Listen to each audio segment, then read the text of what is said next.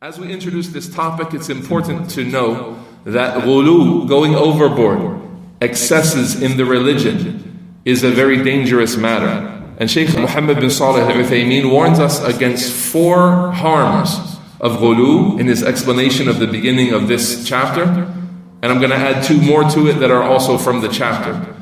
The first one he mentions is that when you go to excesses in your religion in praising people too highly, then you give them a station that they don't deserve. So you end up placing someone in a position that he is not entitled to.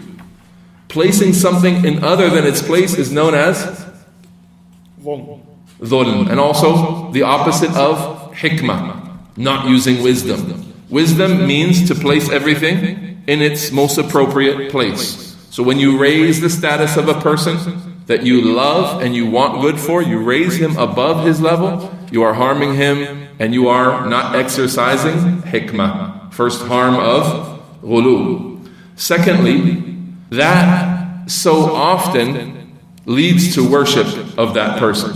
As we have seen in this chapter and as we will go over this week and the next weeks coming insha'Allah ta'ala, we'll see how ghuluw leads to the worship of other than Allah. It leads to the worship of those things that you are so infatuated by that you place them higher than the level that they deserve. That brings us to the third point, and that is the nature of ghuluw. The nature of going overboard is that it is a snowball effect type of thing. That once you go overboard, you're going to go overboard more and more. You're not going to be satisfied and happy with the one act of going overboard you've done. It's a springboard into more acts of ghuluw. And that's why you might say, if you look back at number 2, well, just because I praise someone with more than what they deserve, that doesn't mean I'm going to worship them. Maybe not in the beginning, not with the first act of praise, but as it's built upon more and more. And since it was okay for you to praise him higher than his real level, it will be okay to do that again when you accept that as being his level, which is not really his level. So it goes on and on in a snowball effect, and it lands into polytheism. So it goes on without limit. It is like a snowball effect, or it springboards into more ghuluw. And fourthly, it obstructs yourself and others from the worship of Allah Ta'ala, from exalting Allah Ta'ala, because of the diversion the shaitan brings the people of focusing on the rank of such and such person, extolling him and praising him with more than he deserves. He can be extolling and praising Allah with what he deserves, yet he's busy, focused on the creation of Allah, exaggerating the status of that person and declaring him to be so great.